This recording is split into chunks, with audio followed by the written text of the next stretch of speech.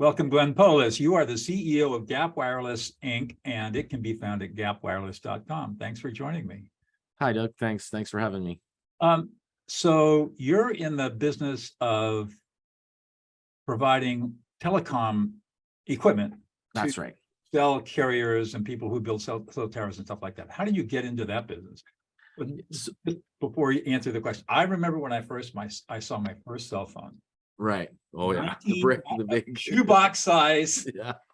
And my wife and I were going up to Vail, Colorado from the Denver airport, and President Gerald Ford was in Vail at the time. And these two Secret Service guys had these big, huge boxes. Right. I Yeah. shook my head. Well, that's a very good intro to what I'm going to tell you. Okay. Yeah, the first part I'll say it really quickly just so it gets, get to the heart of it, but I was a salesman. I was working for the federal government in Canada for the weather service, fixing electronic stuff, right? And my boss pulled me aside one day and he said, "You're in the completely wrong business." He said, "I think you should try to go into sales. I think you'd have a better go of it." And I was young and impressionable, and I don't remember even questioning him on it. And I just flipped open the newspaper and started looking for work, right? And I did get a job. And there's some funny stories behind all that, but nonetheless, I got a job working for a company that was selling high technology products from around the world in Canada, right? And we represented companies from Australia and Germany and South America and everywhere, right? And we were basically sort of sales engineers for them, right? We would develop the markets in Canada for these vendors. And so after about 5 years, I realized, they kept upgrading their cars and not my car stayed the same, right? And I was thinking, something's not right here. So maybe I need to be an owner of one of these companies too, right?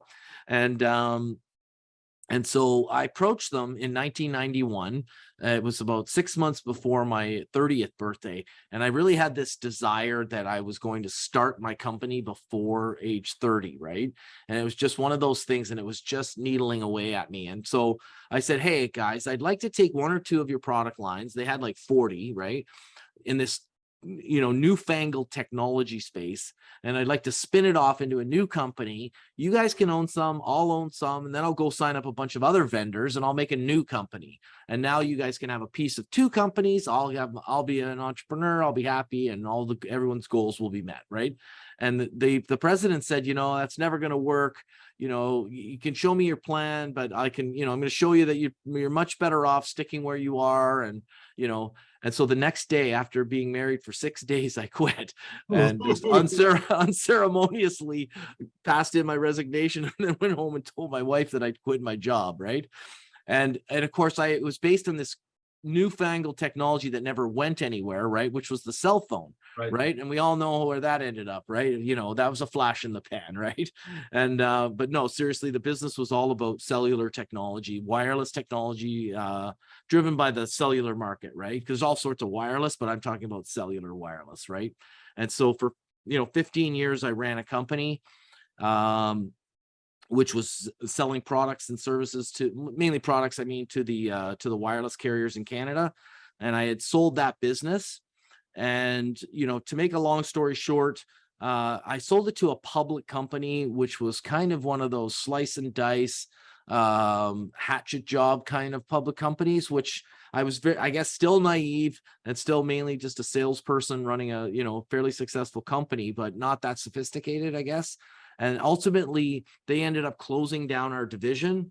And ultimately, the shares in the business that I had taken for my company ended up becoming virtually worthless.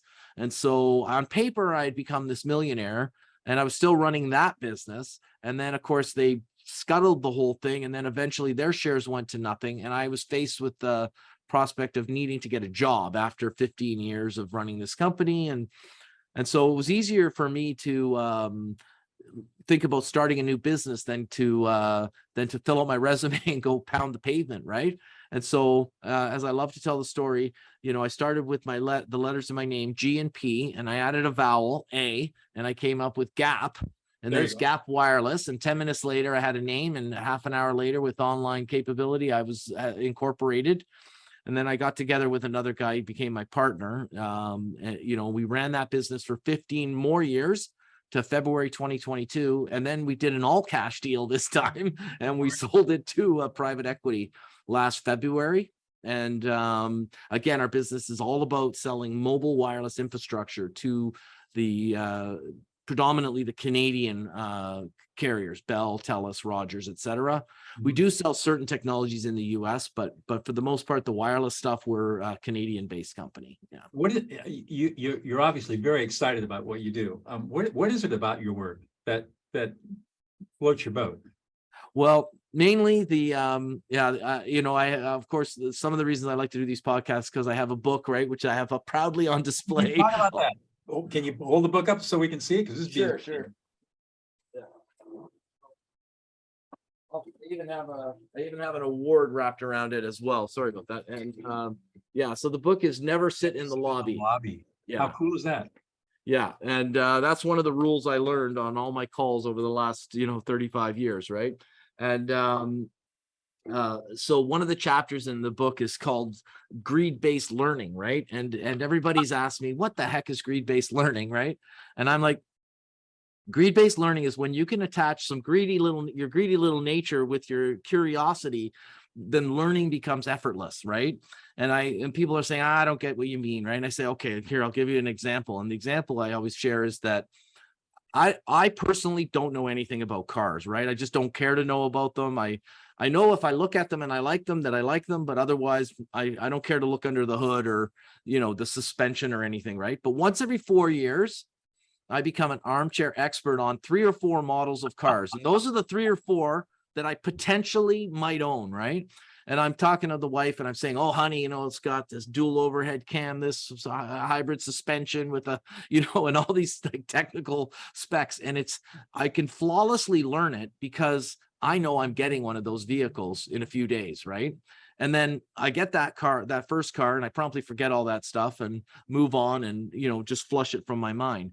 And when I started to sell, I realized that, that first company, they had 40 companies they sold, and each one of them had, say 5 to 10 products.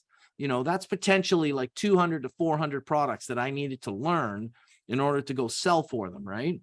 And I realized it became impossible. So I realized that if I could find someone that was interested in a product, then and they had an interest, then on that one particular product, I would figure out how much does it sell for, what's my commission, and then I was able to figure out, hey, if I can learn about this product, and tomorrow when I'm visiting this guy, I could potentially make $500, $1,000, $2,000, whatever it is, right?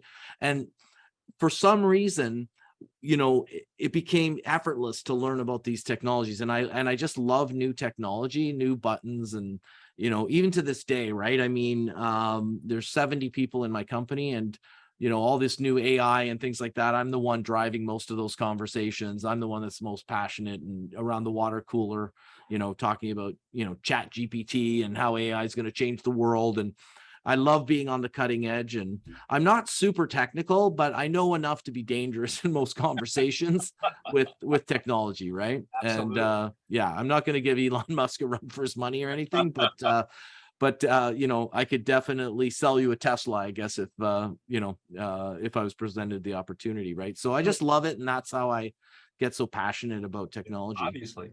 So why should you never sit in the lobby? What's the book about? Oh yeah. So Never Sit in the Lobby, 57 factors and rules about how to build a business and a career in sales, right? And so there's the rules I learned about building my companies and being in front of customers. And I like to shorten it by saying how to get, stay, and act in front of customers, and how to be a pleasure to do business with always.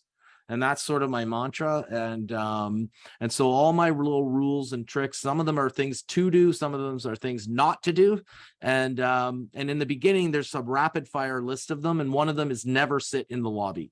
And that's where the title came from. And so what that means is, don't show up late and don't show up too early. But when you show up, announce yourself. Nowadays, it's a telephone. Usually dial the guy and say, hey, it's Bob, it's Glenn, I'm in the lobby, right? Right. Most guys I notice, or girls, right? They go and they sit on the couch, or they wander around looking at all the awards of the company, or they're on their cell phone, checking Instagram or something, talking to the wife, texting. I don't do any of that. I keep everything put away, and I just wait and I stare at the door. And that's why I don't show up too early, because I don't want to have to pace for like, 5 minutes waiting for the guy, right? I show up on time and I'm waiting and I never sit down. And because the other thing is I'm not super tall, I'm only 5'6", right? So if a 6'4" guy walks in and I'm sitting on a couch, I've got this like 3-foot difference. I'm looking up at the guy. Of course, he distracts me if I was texting the wife or looking at Facebook or something. And so I'm always attentive and standing up. And then the next little rule is always have something in your hand and something in your mind. So I've always got something to give to the guy and something to say to the guy. And so whenever my salespeople ask me today, oh, I haven't seen him in a while, what am I going to talk about? I don't really know. I say, hey, just show up with something in your hand and something in your mind. It could be just like a promo item that your company has, a t-shirt, a pen, a golf balls, whatever. Or it could be a quotation that he asked for on the phone. Oh, just send me a quote. Or it could be donuts, but in Canada we love donuts, right? And Tim Hortons donuts, but you never show up after 10:30 with donuts, right? Oh, is that the rule? 10:30. It is, yeah, because anything after 10:30, then you're affecting somebody's lunch, right? And so they're like, oh, why'd that guy bring me those donuts? So the earlier the better for the donuts, right? And so always show up with something in your hand, something in your mind. And so there's stories in the book where people, they try to get rid of you or whatever. And they say, hey, just send me a quote. So then one of the other rules, and again, there's a slight little, expletive in this one, but it's called never fax the facts or ship the shit. Right. And I learned that in the 80s when we got our fax machine. Right. I remember. Yeah. And nowadays people are like, oh, you should update that. And I'm like, just read the whole chapter. And believe me, I talk about emails later. Right. But nonetheless, so many salespeople, I say to them, oh, what's going on with that deal, at XYZ Telecom? They're like, oh yeah, the guy asked me for a quote. I'm like, oh, okay. And I go, did you get it to him? He goes, oh yeah, I emailed it over to him. I'm like, you did? And why didn't you drop it off? Right. And, oh, he's probably busy or whatever. And I said, did you follow up? He goes, oh yeah, I left him a voicemail. And I'm like, okay, so nowhere in this is any selling occurred. Right. And on the other hand, so what I inspire people to do is the guy says, oh, just send me a quote. And I don't really know, am I at the point where he's buying my stuff or he just needs a third quote or third quote, right? So I'll say, hey, you know what? It's funny you asked because I'm going to be in your area on Thursday. Can I drop by at 10? I'll even bring you some donuts along with your quote, right? It was like, oh, I'm really busy. And I'm like, no problem. Why don't I just drop it off in the lobby when I'm there? He's like, oh, okay, fine. Drop it in the lobby. And so Thursday rolls around and I have this quote duly written, something in my hand and something in my mind is to figure out where I stand in this process, right? And so I call him from the lobby. He forgot that he blew me off 2 days ago and said, I'm too busy to see you. And 95% of the time they'll come and get the quote from you, right? Because you got the donuts. Exactly. That's the next thing I was gonna say. Don't forget I have donuts too, right? I'm like, hey dude, just pop down. I also have some 12 donuts for you. And so the guy comes down and then I'm able to give him the quote. And when I do, I usually flip it open and I just point right out and I say, here, look, here's your investment. Like, how does this look? Like, are we in the ballpark? Right. And the guy hums and haws and whatever. And I start to build where I sit in the food chain, right? And so then I hit him with my next rule. Of course, remember, I always had something in my hand. I didn't sit in the lobby. Now my next one is always ask for a mini tour, right? And people are like, what's a mini tour? And I'm like, a mini tour is a tour that's mini. And it's not a maxi tour, because a maxi tour, if you've ever been to New Orleans, takes 4 hours. You're in a bus, you're on and off the bus, a bunch of people, and, pushing and shoving. And, a mini tour is quick, right? I just want to see your lab. I just want to see your new warehouse. I just want to see your new office. I just want to see your new whatever. And it'll only take a few minutes. And I'll usually, if the guy's looking weird, I go, hey, look, I won't sell any encyclopedias while I'm here. You're safe, right? And so he agrees to take me to his new lab, his warehouse, his whatever. Then my next rule comes in, right? Which is never forget a face, right? So before my never sit in the lobby, I'm practicing my never forget a face rule out in my car. And that's where now in modern days, in the book, I talk about my call book, but then I also talk about my cell phone. I go through that customer, like Honeywell, let's say I'm at Honeywell and there's like 12 names. And I go through every name and I say, oh, Sally, what does she look like? Right. And I bring Sally's face back to Sally's name. And I can't remember her face. I can't remember her. Right. So I go to LinkedIn I said, oh, right, that's her. She's the one with the red hair, right? And then Bob and Jack and Sam and George and every one of them, I have a great memory. The problem is the access times are very slow, right?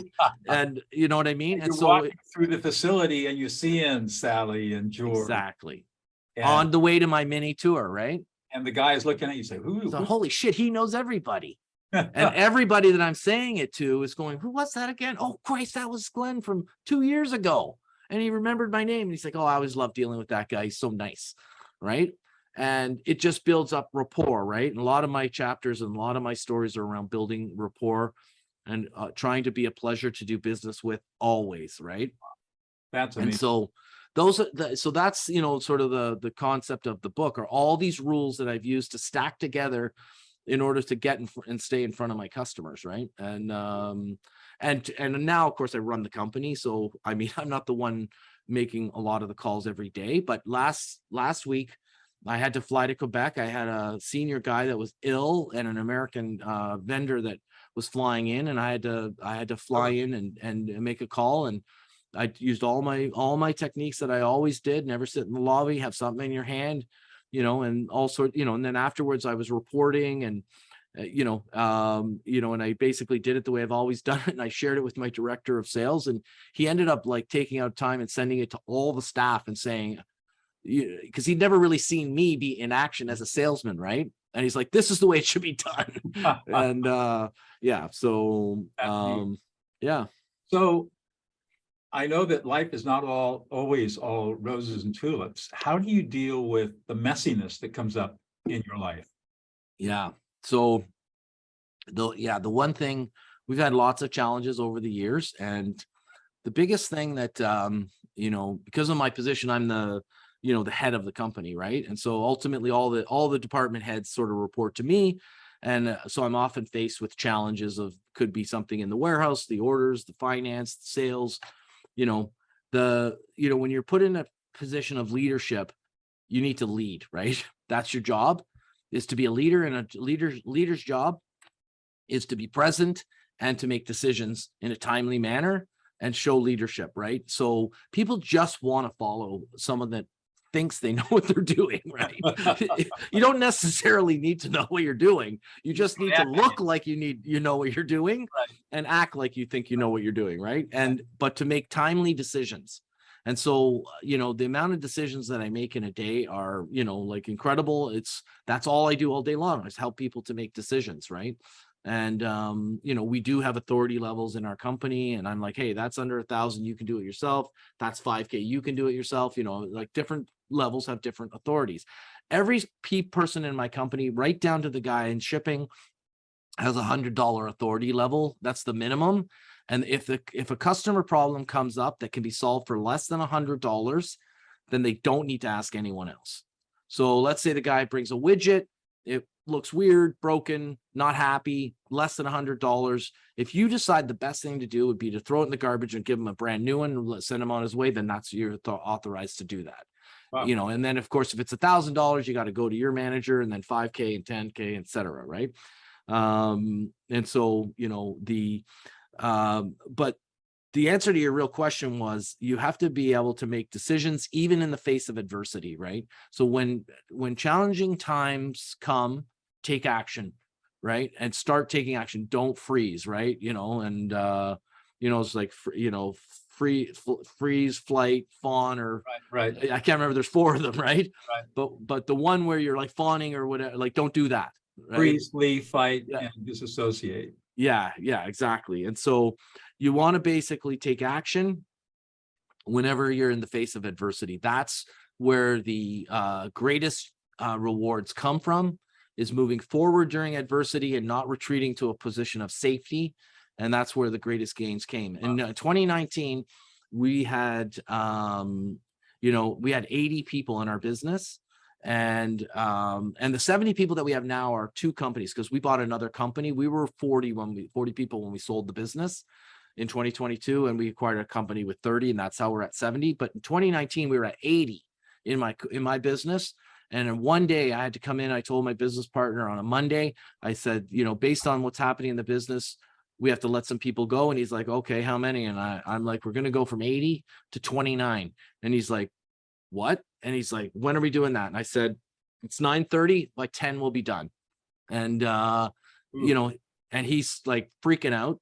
And it turned out, you know, I mean, there's good parts to this story. It's not all bad. You know, I knew that like 40 of them was our service group. We had already talked to a competitor that wanted the business and we didn't want it. And, you know, that one phone call and we were able to basically agree that we were going to transfer the business and the assets to them at a, you know, sort of a very reasonable transfer price. And another group of people was our drone division, selling unmanned aircraft for tower monitoring and things that just didn't make sense. And we sold it to, we had already been being chased by an American firm, called him, got rid of like, I think 6 more people, whatever. And then there were a few adjustments, but every one of those people landed on their feet in a matter of days. That's great. And we went on from, so we went from 80 to 29. And from that 29 people, that next year we grew to record profits that we'd never seen before, into even bigger profits the following years, right? And 2020, 2021, 2022, we had record years, even through the pandemic. And, you know, if we had have hung on with all those people, well, in the quarter of that Q4 of that year, when we made that change, you know, in that one quarter, we lost $1 million, right? I mean, we're a small business. We can't afford to run at those kinds of losses, right? So, yeah, so it was, yeah. So when things are bad, take action. Wow. Amazing. Well, we're coming up on 30 minutes. I got so many more questions I want to ask you. Because you're so interesting to listen to. But I don't want to overextend my welcome with you or our audience. So let me just ask you this last question. So Glenn, what is the one thing about yourself that we would never know unless you revealed it to us? Well, there's so many things, but the one thing that's always funny to tell is that, yeah. So, the one challenge that I have had in the last few years of selling the business, the pandemic, whatever, is that I've actually gained a lot of weight, right? So I used to be a lot skinnier than I was before. So I'm really battling that, and it's not easy to deal. It's the one thing that's really, you know, I don't want to say it's a losing battle because I'm actually making strides, but it's been my biggest challenge. If I, It's you know, if I could say, as your body gets older, how things become more difficult. yeah, exactly. So I'm really struggling and trying on that. But yeah, when I was younger, I was a competitive roller dance and figure skater. So I would never have guessed that. Yeah, so not on ice skates, but on roller skates, side by sides. Right. Yeah, doing dance and figure skating competitively throughout the Northeast United States and Canada, and yeah, and I loved it so much. And the other thing is that I'm what they call a bedroom DJ. So I started DJing in roller rinks when I was 17, and I went on to DJ for a few years. And then in my 40s, I picked it up for a bit and was doing little gigs here and there and events and stuff. And then I did it again in my 50s, and I just got a new system a few weeks ago that I'm playing with. There you go. Yeah. Well, Glenn Poulos, thank you so much for joining us. Glenn Poulos of Gap Wireless, found at gapwireless.com. And the name of the book is Don't Sit in the Lobby? Never sit in the lobby. Yeah. Never sit in the lobby. So check that out. Thanks a lot, Glenn. Thanks, Doug.